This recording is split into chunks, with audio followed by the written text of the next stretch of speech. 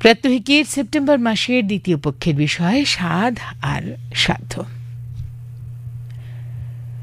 রবি ঠাকুরের সেই তাল গাছ মনে ছিল আঁকা যতদিন, ওরই মতন ভাবতাম আমি উড়ে যাব ঠিকই ইচ্ছেটি মেলে, আকাশের নীলে হবই বিলীন।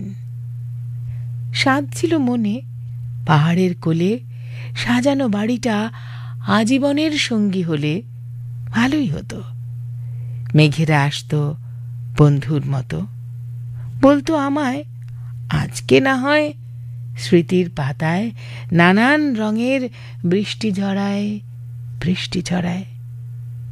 জোনাক জ্বলত গাছেদের গায়ে, শিশিরের গায়ে, ইচ্ছে ফুলেরা আমার কথাকে ছড়িয়ে দিত সবুজের পায়ে। স্বাদ ছিল মনে এই পৃথিবীর সব কবিতাই অনুবাদ করি আমার ভাষায়, পড়ে ফেলি সব জীবন যাপন, সকলেই যেন ভীষণ আপন। তোমার আমার জন্যই যেন এসব লেখা, আমার মনের ইচ্ছেগুলো যে তোমার চোখের রেখা। তুমিই দিয়েছ ইচ্ছে পূরণ নামের একটি নদী, তুমিই বলেছ মনে স্বাদ জাগে যদি তোমার কাছেই ছুটে যেন যাই।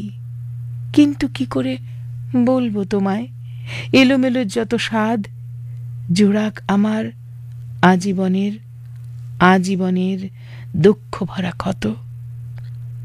তোমার হৃদয় ছোঁয়ার সাধ্য কই, তাই তো এখনো রবি ঠাকুরের কবিতায় জেগে রই।